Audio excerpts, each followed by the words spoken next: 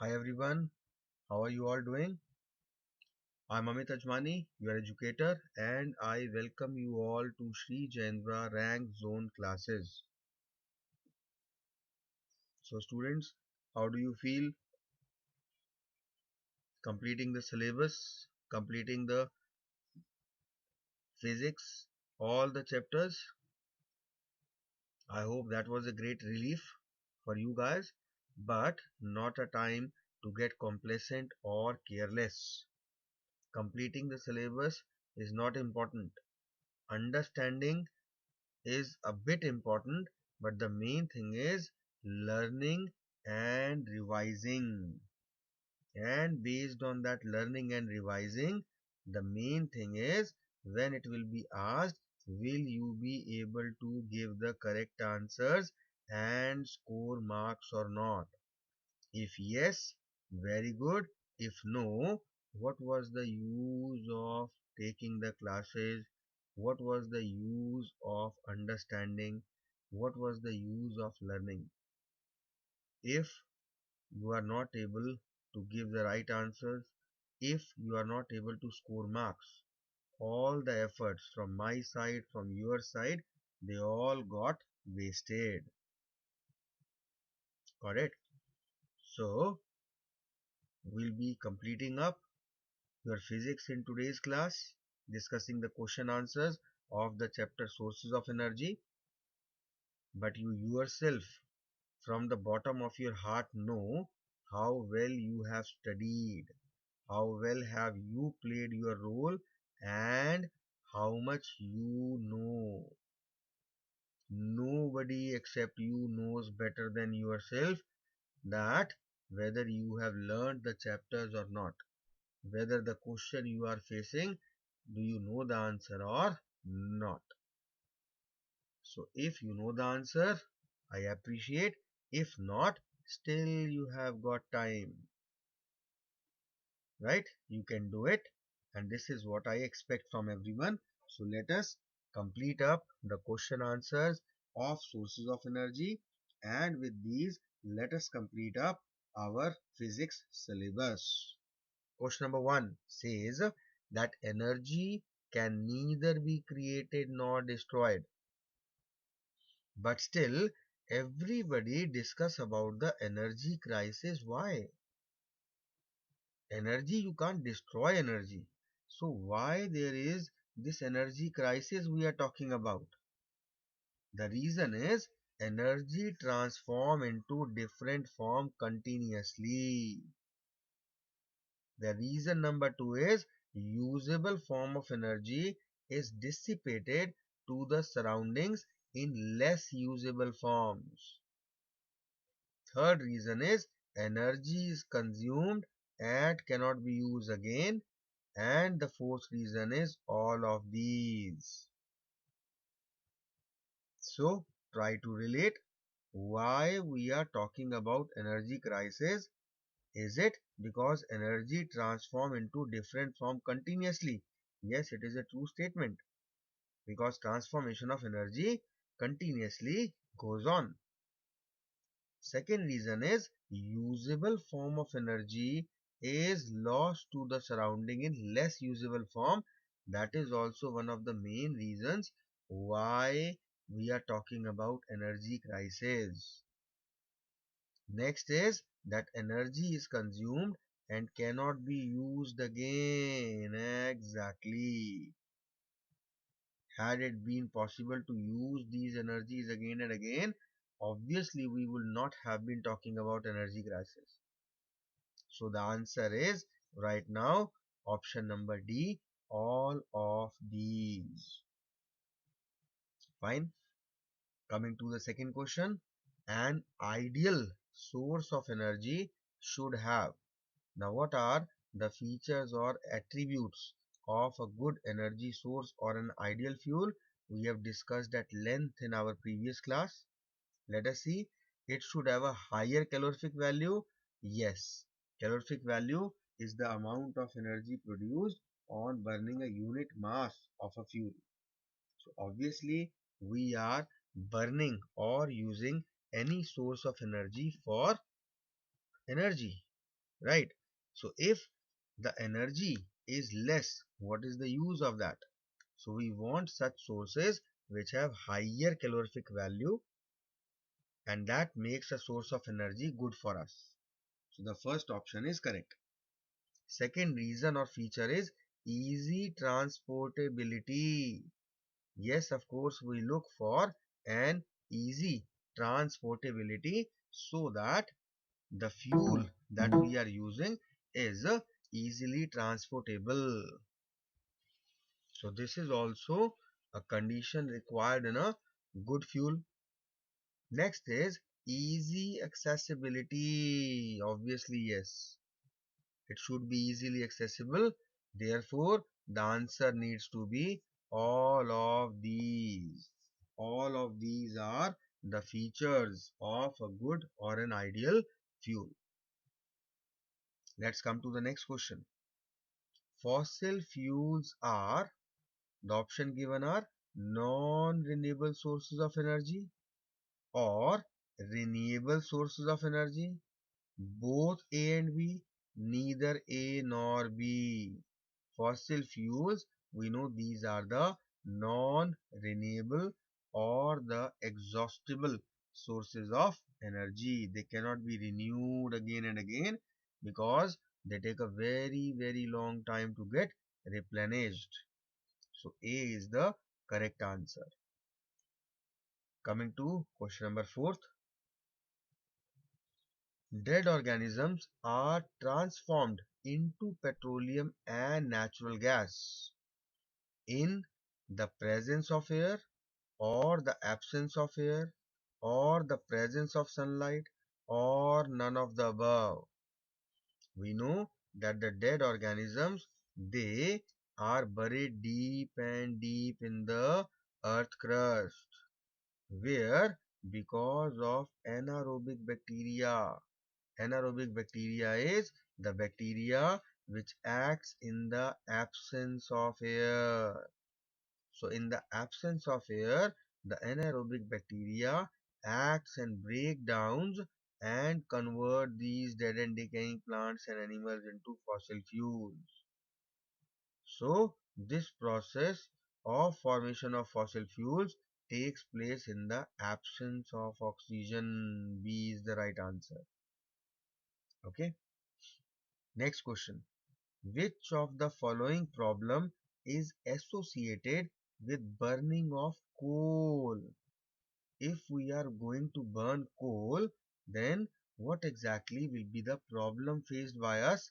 Is it carbon dioxide emission? Obviously, yes, because carbon is the constituent of coal. When coal is burnt, carbon dioxide is produced, which is harmful as it causes global warming. Acid rain. This is also an issue because this carbon dioxide and the nitrogen dioxide and sulfur dioxide present in coal and burnt and produced will react with water and will come down in the form of acid rain. Third is ash with toxic metals impurity. This is ash is formed because of the incomplete combustion at times. So this is also a problem. Therefore, answer is all of these. All are these problems associated with burning of coal. Clear? Let's come to the next question. Select the important factor for the site selection of a thermal power plant. If we want to select an area where we can actually make a thermal power plant, what will be our selection criteria? What will we looking for? Is it the distance from the populated area, or the availability of fuel, or the availability of water, or the cost of plant? The better choice is availability of water, option number C. It could have been availability of fuel also, but fuel can be transported easily, not much of an issue, right? Next question is select the correct order of energy conversion in thermal power plants? Meal mechanical energy, meal energy is converted into electrical energy, or chemical energy is converted into mechanical or electrical. Solar is converted into electric or mechanical. Chemical is converted into solar and heat. So if we try to relate, we are talking about a thermal power plant. In thermal power plant, we burn a fuel, right? So first thing is, burning of fuel means fuel contains the chemical energy. Fuel does not contain solar energy, so C option we can cross. It contains chemical energy, worth consideration, and it is not the meal energy. So A and C are directly struck off. Now in thermal power plant, the chemical energy of fuel is first of all converted. Converted in which form? Is it? It is converted into solar energy? Can't be. It is converted into mechanical and finally into electrical. So B is the correct order of energy conversion in thermal power plants. Understood how we have just related? That is important to understand. Coming to the next question. Hydropower plant are located in the hydropower plants. Deserts. Are they located in, sorry, dams. Are they located in desert area? Can't be, obviously no. Are they located in plain area? They need height. So they are located in hilly terrains. So the answer is C option. Fine. Let's come to question number 9.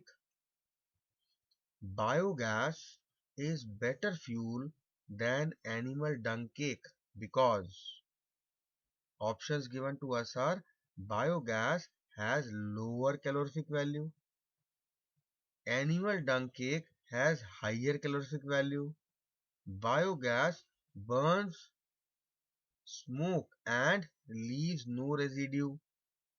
Biogas is used as a fuel for cooking only when dung cakes can be used for cooking illuminating the lanterns.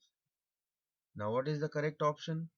First option is biogas has a lower calorific value than dung cake. Obviously not. Animal dung cake has higher calorific value. Can't be. Biogas burns without smoke. It should have been without smoke and leaves no residue. This is the advantage because of which biogas is better fuel. So the answer should be option number C, that biogas burns without smoke and it leaves no residue because it is a gaseous fuel. Got it? Let's see the next question. Which of the following organism produces biogas from cow dung? It should be cow dung slurry in the biogas plant. Which of the following organisms is going to produce biogas by causing the decomposition of cow dung slurry? So we have just discussed above. It is the anaerobic bacteria which breaks down the complex molecules into simpler ones in the absence of oxygen and produce all those gases whose mixture is biogas. Clear? So anaerobic bacteria, B option is the correct one. Coming to the next question. Wind is caused due to 8th class, 7th class question. Is it caused due to uneven heating of Earth's surface? Yes. Is it caused due to rotation of Earth? Yes. It is caused due to location condition? Yes. Is it the answer D, all of these? Yes. So D, all of these is the correct answer. These all are the factors due to which wind is caused. Got it? Let's come to the next question. What are the disadvantage of solar energy? first disadvantage, let us see the option. A large surface area is required to collect the solar energy. Yes, this is a disadvantage. Let us see the second option. Daily average of solar energy varies from 4 to 7 kilowatt hour per meter square only. This is also one of the disadvantages. Third is highly hazardous toxic material is used in the manufacture of solar devices. Semiconductors are used. They are not only expensive but they are hazardous. So this is also the reason. So the answer is all of the above are disadvantages of solar energy. So this is what we are going to mark. Clear? Coming to the next question. Total coal reserves in our country will last for dash years only. Now in some books it is 400 years. In some books it's 380 years. In some books it is 360 years, depending upon when was their old edition and new edition were published. Let us see the option. It is not 50 to 100. They are not going to be finished so soon. Not 100 to 200. It is either 200 to 300 or 5 to 1000. So if I am talking about various books and the figures, it is 360, 380 or 400. So I think 2 to 300 is a better option as compared to 5000 to 1000. 500 to 1000. So we will take 200 to 300 years as our best choice. So I'll mark C as my answer. Okay. Let's come to the next question. In which kind of a reaction only electron can take place? Choices are fusion, fission, physical and chemical. What is the answer? I hope you all must be knowing. It should be chemical reactions, because in fission and fusion the nucleus participates, and in physical there is no participation. So it is the chemical reactions in which the electrons take part. Next question. Which of the nuclear reaction are useful in the generation of electricity? Is it fusion, fission or fusion? Both can be none of these. So it is fission, because fusion has not been able to be done in a controlled way on Earth's surface till now. So it is the fission through which we actually convert the nuclear energy into electricity in a nuclear reactor. Clear? You studied in the last class, in which we talked about the nuclear reactors and the principle of working of nuclear reactor. Coming to the next question. The material used for interconnection of the solar cells in the solar panel is it silicon or silver or aluminium or copper? I specifically told you in the previous class it is silver, and the reason also you should know that silver is the best conductor of electricity, and that is the main reason why solar cell panels are so expensive, right? So here B, silver will be the right answer. Next question says a solar cell panel is made by combining in an arrangement. What exactly are solar cell comprised of? Are these solar concentrator or solar cookers or solar cells or solar chimneys? It is solar cells, no doubt. Many solar cells are taken together to form a solar cell panel. So here C is our correct answer. Next question is solar cells are made up of. First option is germanium, second option is silicon, third is silver, fourth is aluminium. Now the solar cells are made up of silicon or boron, right? So out of silicon and boron, silicon is given to us as an option.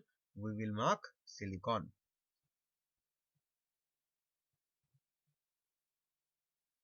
Coming to the next question, guys. Atom bombs are based on which nuclear reaction? Very simple question. We did in the last class. Is it based on chemical reaction or physical or fusion or fission? So we know it is the fission reaction on which the atom bomb is based. Next question. The nuclear fusion reaction takes place at the condition of. We know that fusion reaction is not possible on Earth, but it takes place in the core of the sun. Why? Because of the extremely high temperature. It requires a temperature of approximately 4 into 10 to the power 6 degrees Celsius, which is not possible on Earth. And that is why fusion, it takes place at this particular condition at extremely high temperature. Let us see the next question.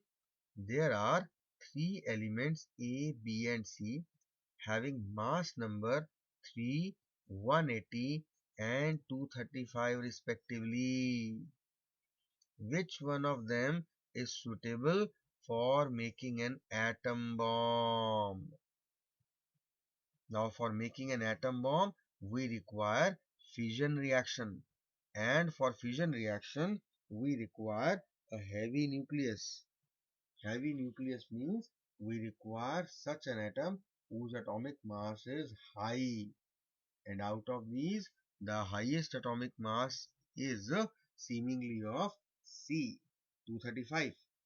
So, C is the best fissionable material out of ABC. Had it been fusion reaction, in that case, we would have taken A, because in fusion, the lighter elements will combine, right? So for fusion, A is best.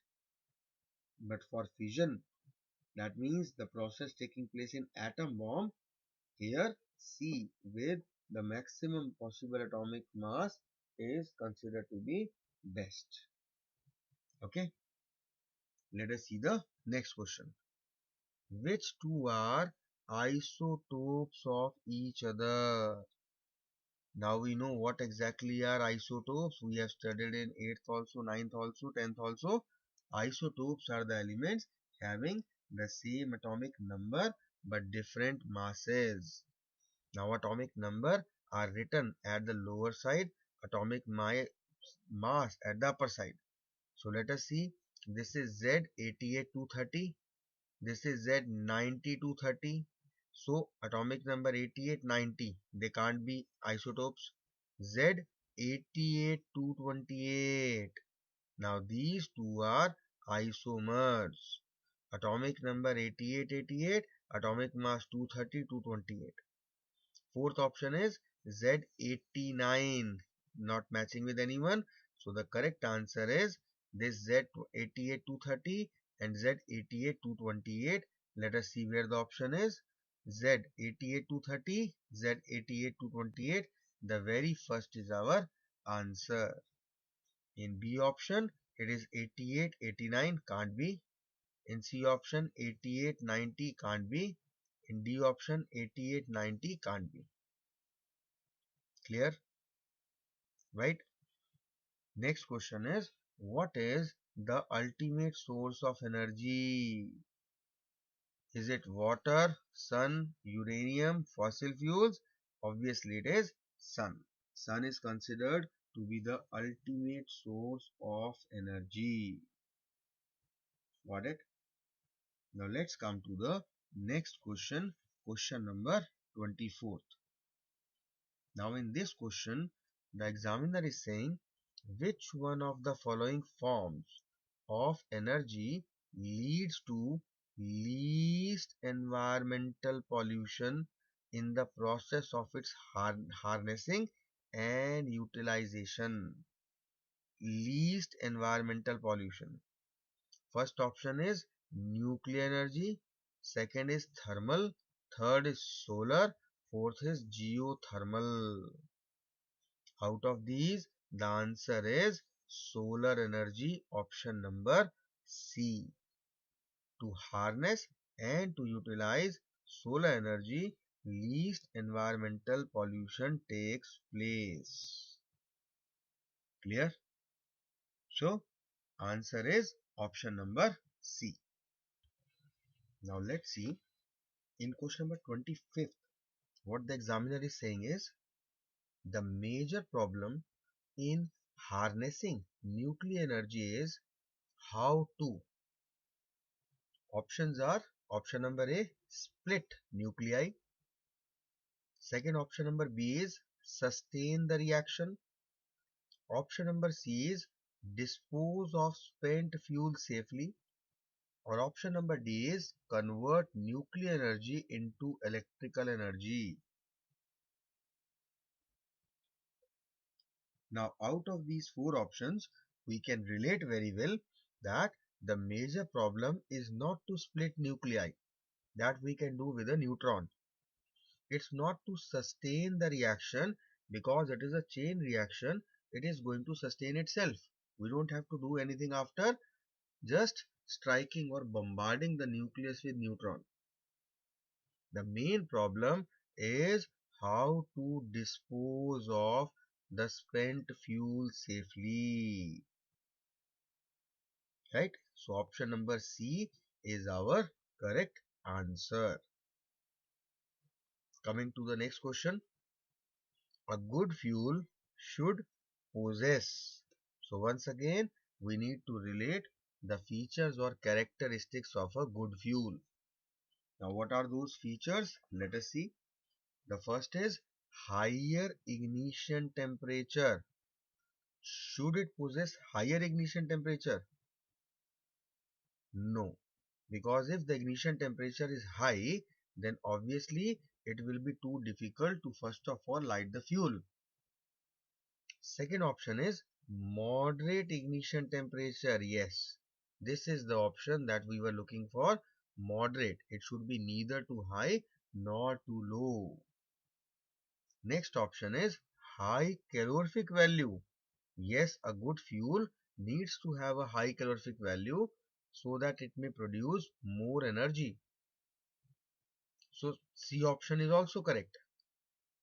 D option is both high calorific value and moderate ignition temperature.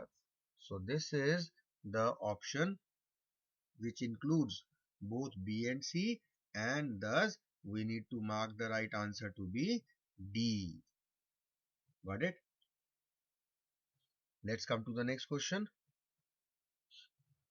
The variety of coal which has the highest carbon content. There are four varieties: anthracite, peat, bituminous and lignite. Now out of these, which variety of coal has the highest carbon content? It is the anthracite. Right? So option number A is the answer. Anthracite is the variety of coal which has the highest carbon content. Clear? Next question is unit of calorific value of a substance is. What is the unit of calorific value of a substance? Is it kilocalories? Is it joules? Is it joule kg or joule per kg? Now out of these, none of these are the calorific value units. The calorific value is expressed in kilojoules per gram. So I think there is some error or misprinting. Either it is kilojoule per gram here or kilojoule per gram here. But if this is this type of question, all of these, rather none of these has the proper correct right unit. The correct unit is kilojoule per gram. Had it been joule per gram, even that would have been accepted. Right? If the calorific value is less, it can be expressed in joules per gram. Normally and usually it is kilojoule per gram. So there is some error in this. You have to mark the right answer to be kilojoule per gram. Okay. Let's come to the next question. Question number 29. Biogas is formed in the presence of air only. Second option is presence of water only. Third option is presence of air, absence of air only. Fourth is presence of water and absence of air. Which one is the correct option? Option number D. Water should be present because in the form of slurry we need to convert the animal and plant waste. So presence of water is must and absence of air because the anaerobic bacteria acts on this slurry in order to produce the gases which collectively are known as biogas. So D, presence of water and absence of air is the right option that we are going to mark in this question. Coming to the next question. Solar energy can be directly converted into electrical energy by which of the following devices? Is it solar cooker? Is it solar heater or solar cell or solar geyser? The answer is solar cell. Solar cell is a device which directly converts solar energy into electrical energy. If we talk about solar cooker, it converts the solar energy into heat energy, not electrical energy. Similarly, same is the case with solar heater and solar geyser. All of these convert the solar energy, that is the energy from the sun, into heat energy, which is further utilized either to cook the food or to heat anything or to heat water. Right? So it is the solar cells which can convert solar energy directly into electrical energy. Got it? Coming to the next question. Which of the following gases is the main constituent of natural gas? Is it option number A, methane, or option number 2, ethane, or the third option, propane, or the fourth one, butane? Which one is the answer? I hope everybody knows that the main constituent of natural gas is methane, which constitutes approximately 95% of natural gas. So A, methane is the correct option. Let's see the next question.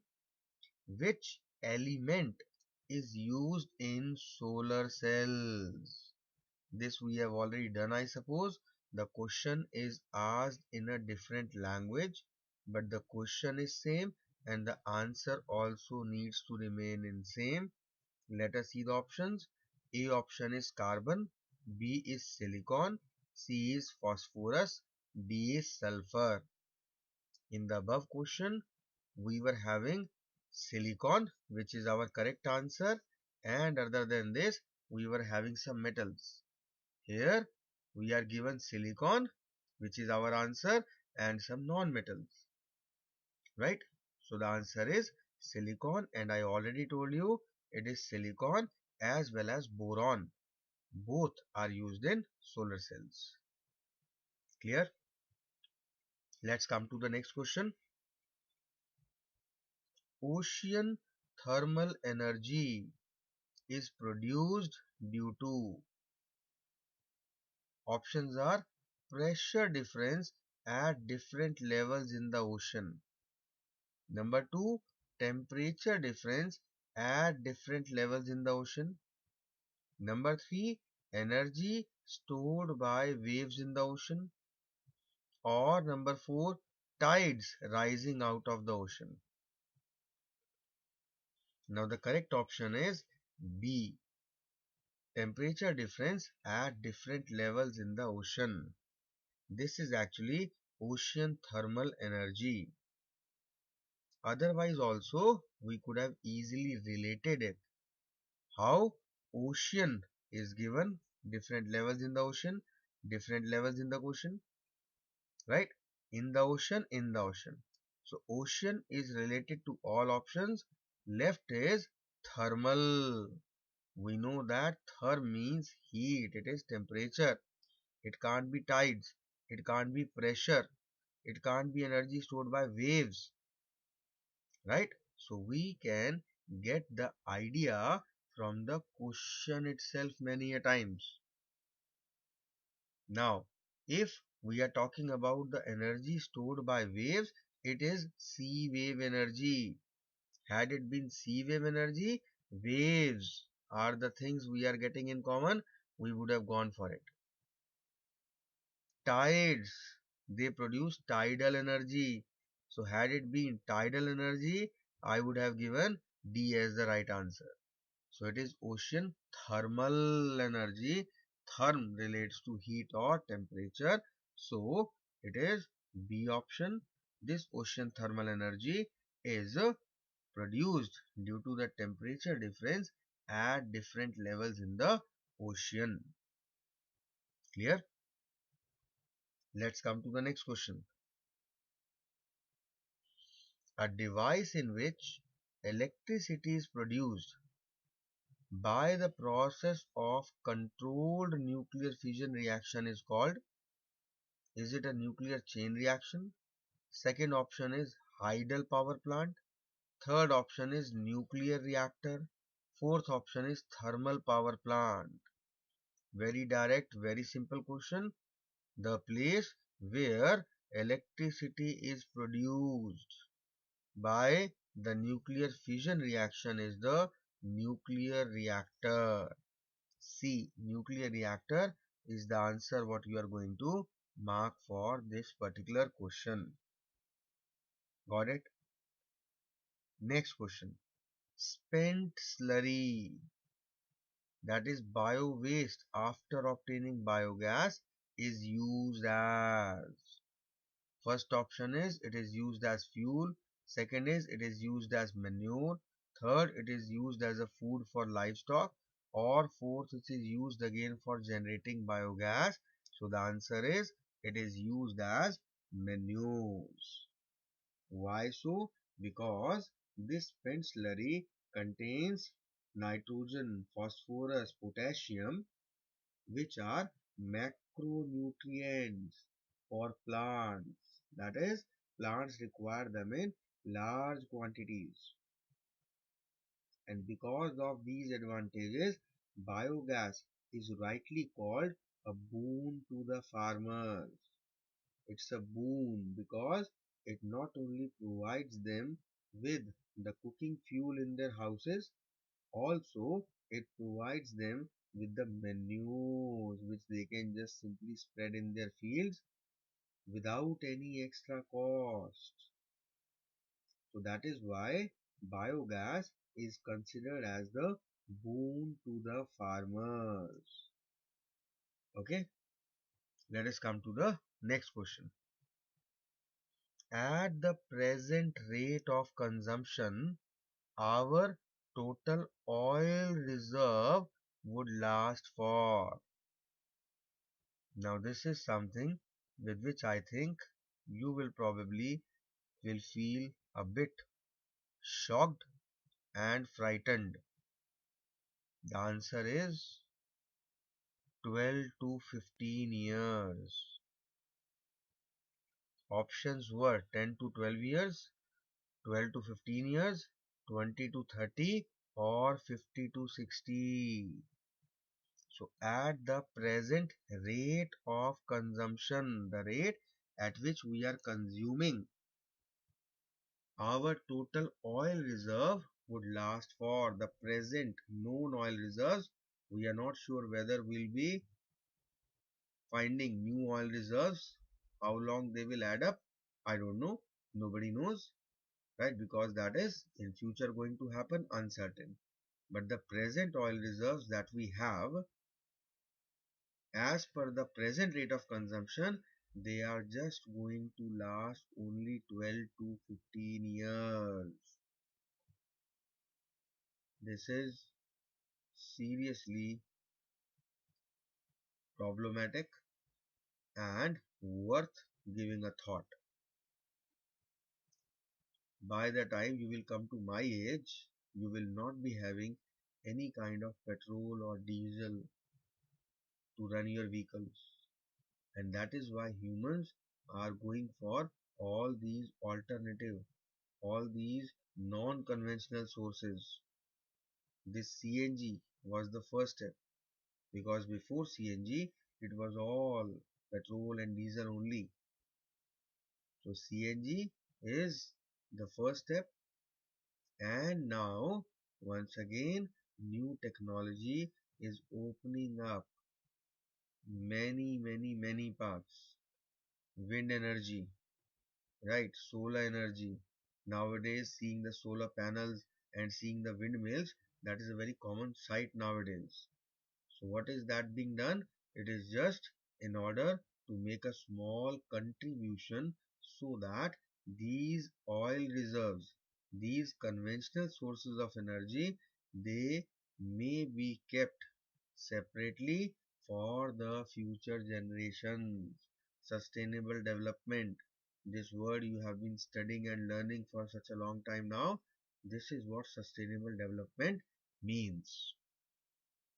Fine. Next question. At the present rate of consumption, our total coal reserves would last for. Now this is a bit tricky question. Why? Because in this we are given the option 200 to 300 years, 300 to 400, 50 to 100, 100 to 200. The choice has to be between 2 to 300 or 300 to 400. So it's better that you write 300 to 400, right, rather than 200 to 300. Why?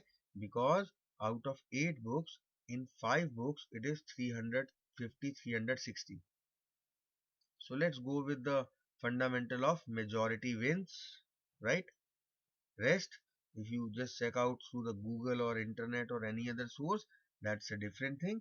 But as far as the books are concerned, it is given mostly in most of the books 340, 360. Fine.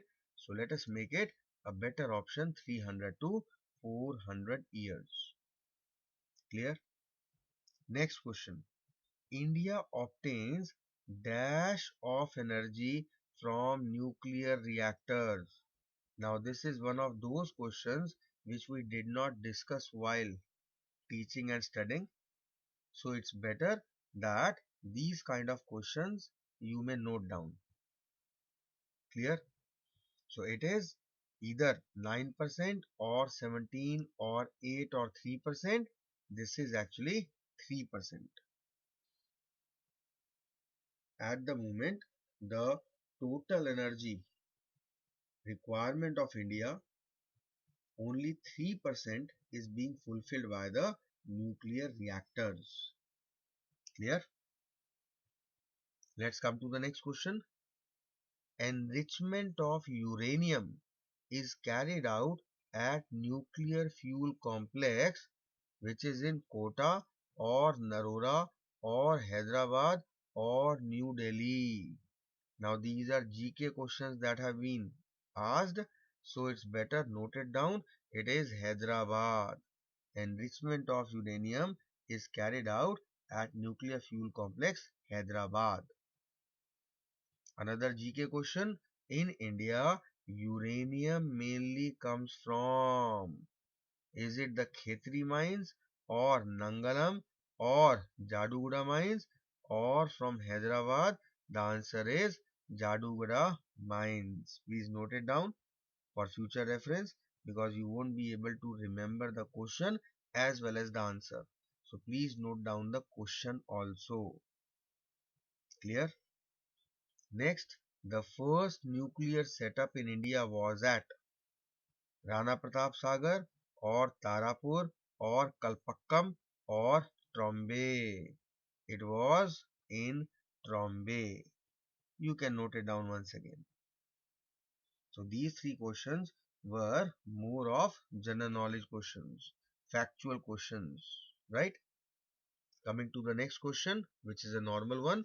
To absorb excess neutrons from the nuclear fuel waste. From the nuclear fuel, we use what? Options are option number A, sodium or potassium rods. Option number B, magnesium or beryllium rods. Option number C is cadmium or boron rods. Option number D is sodium or lithium rods. So we know the option number C is the correct option. It is the cadmium or boron rods which actually control the chain reaction in the nuclear reactor by absorbing the excess neutrons. Right? Now there are certain times when I am answering, I use the word we all know. Even I know that when I am talking about this we, there are many students who do not come under this category because they do not know the answer, because they have never learnt it. Those who are intelligent students, those who are good students, I think that they must have been irritated now by the time I start giving these kind of advices and lectures, because they must have listened to it so many times throughout this session that they must have been thinking, sir, you already told it hundreds of times. Why are you wasting our time telling about the same thing again and again and again? The reason is still there are many in plenty those who have still not awakened. They are still sleeping in the nap of, in the comfortable zone of carelessness and overconfidence. For them, this is meant. Clear? Coming to the next question. The scientist who first performed the fission reaction was. Options are Hans Bethe, Rutherford, Enrico Fermi, it should be Enrico Fermi, and Alfred Nobel. So the option is B option. It was Enrico Fermi who on 2nd December 1942 performed and experimentally showed the nuclear fission reaction. Clear? Next question.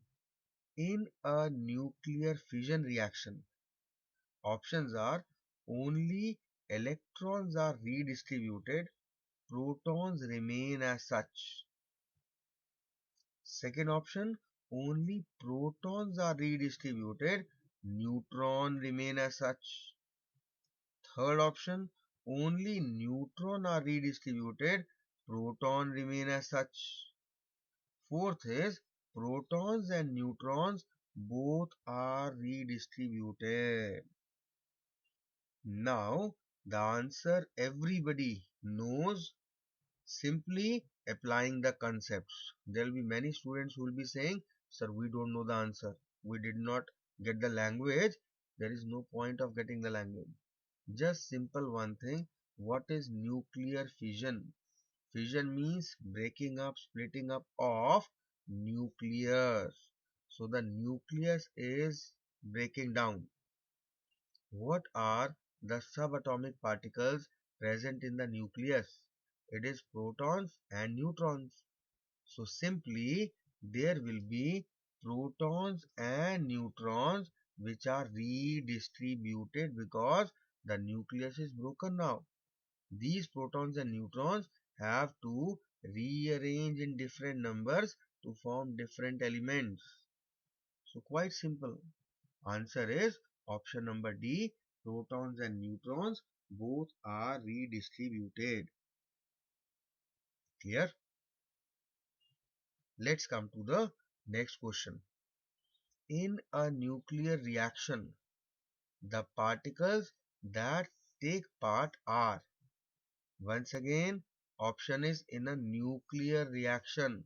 So how can it be electrons? Can't be. It's protons and neutrons. Obviously, neutrons only. No, sir. Why? Because protons are also there in the nucleus.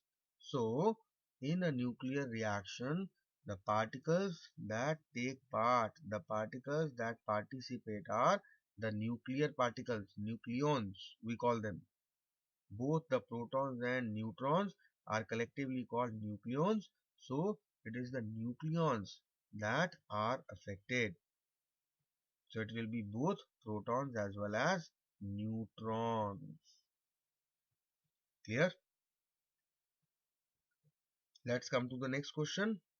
In a chemical reaction, only dash take part. Chemical reaction. Electrons in outermost orbitals, electrons in innermost orbitals, protons of nucleus or neutrons of nucleus. Now when we are talking about chemical reactions, we know that all the chemical reactions occur by the losing, gaining or sharing of electrons. So, protons and neutrons which are present in the nucleus don't have any role to play in the chemical reactions. It is about electrons. Now, whether the electrons in outermost orbital or the innermost, so the option is quite clear. It is the outermost because innermost are already filled. The purpose of losing or gaining of sharing of electrons is to complete their orbits in order to achieve the inert gas configuration and become stable. Clear? So that is why they lose, gain or share electrons to their outermost orbitals. Therefore, A is the right answer. Let's come to question number 47. When all the hydrogen in sun's crust change into helium, what will happen? Also extinguish the nuclear fire. Is it going to extinguish the nuclear fire? Maybe there is a possibility. Second option is sun would begin to collapse and shrink under its own gravitational attraction. There is a possibility. Third is the temperature in the interior core would rise again and helium nuclei which change to carbon nuclei. Again, of course, there is a possibility this may also occur. Fourth option is all the above processes may take place. Exactly. This option has solved all our problem that all these above options they may take place. Anything can happen. How can we predict the future?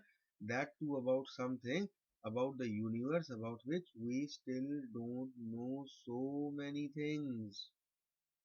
So all these possibilities are there. Let's come up to the next question. Now, a neutrino is. Now, what is a neutrino? While studying and teaching, I didn't tell you. Please note it down if you want to. Neutrino, let us see the options, is massless and positively charged, or it is equal to mass of electron and negatively charged. It is massless and negatively charged, or it is massless and having nil charge. Now this neutrino is a subatomic particle and the answer is D. It is massless, it doesn't have any mass and it is chargeless. It doesn't have any kind of charge, right? Similarly, mark the next question also. I am circling them. What is a positron? I'll tell you the direct answer so that there should be no confusion. A positron, option number B is the right option. It is equal to electron in mass and positively charged. Now, what is the difference between positron and proton? Positron and proton both are positively charged. But positron, the mass is more, the proton mass is more, and positron, the mass is equal to that of the mass of electron, which is 1839 times less than that of the mass of proton or neutron.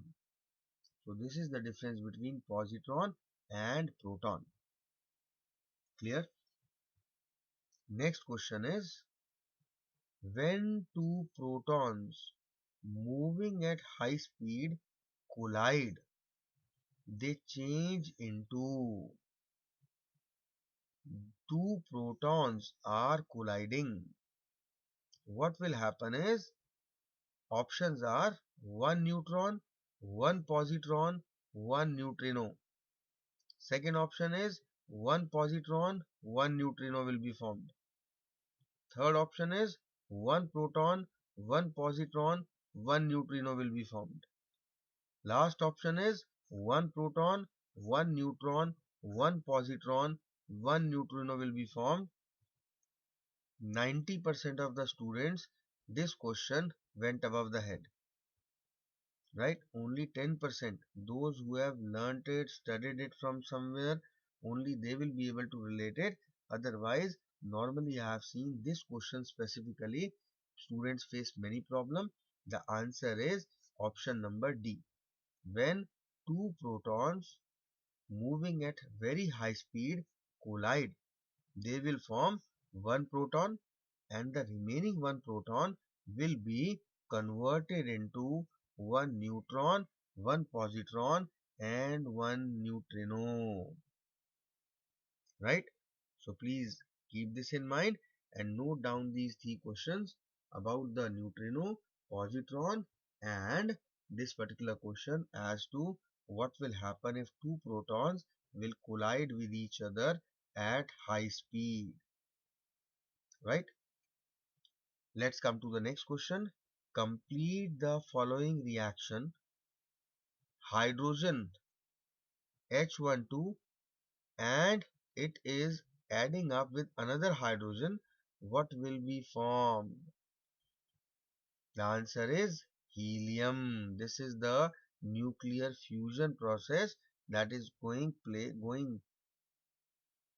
in the sun. That hydrogen are combining to form helium with the liberation of tremendous amount of energy. Clear? Let's come to the next question. Now in this question, these type of questions we have already done many times. Column 1 and column 2 are given to us.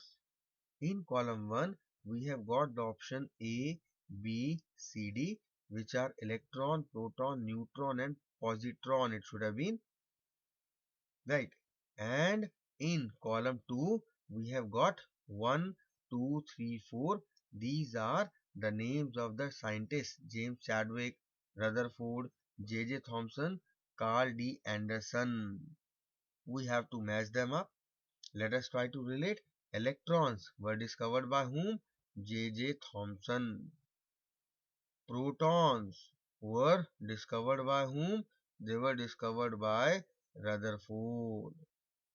Neutrons were discovered by James Chadwick, and the positrons by Carl D. Anderson. So the A option is actually related with third. So let us see A related with third. This is our answer because rest we don't have third anywhere. Let us counter check. The B option, proton, relates with whom? It relates with the Rutherford second option. It is C. Neutron relates with first James Chadwick, and fourth D relates with D. So A is the right matching of the items of these two columns. Fine. Let's come to the next question. In addition to visible light, which other type of radiations are emitted by a 100-watt bulb when it is glowing? The options given to us are: is it red light, or violet light, or infrared rays, or none of the above? Now a 100-watt bulb, when it is glowing, no doubt it is going to give us visible light. But when you are going to touch the bulb after some time, it is hot. And we know that all the substances when hot, they liberate infrared radiations of different wavelengths. So it is the infrared radiations or the infrared rays which will be emitted by this 100-watt bulb in addition to the visible light. Clear? So C, infrared rays, is the right answer to this question. So students, this was the last question of the chapter Sources of Energy. I hope that whatever we have discussed today, you must have understood. Almost all you must be knowing in advance if you have learned the chapter, obviously. And there were a few questions for which I asked you to note them down. Apart from that also, there must have been few questions that you would have noted down on your own. Clear? Now what you are required to do, because our physics syllabus is getting completed today, take out one chapter. First of all, take sources. If you have not prepared, prepare it. Now the questions you have already seen, the important, different or difficult, whatever word you want to choose out of your vocabulary, those questions I have already told, and you must have taken care of noting them up. So now, first of all, learn from your notes and books the whole chapter. After that, refer to this register in which you have written your important questions today. Revise it, go through it, and then trust me, you will be feeling much confident. Got it? Fine. So guys, take care of yourself, and it was really good talking to you guys. We'll meet up very soon with the next topic. Till then, study hard and take care of yourself and have a good time. Goodbye everyone.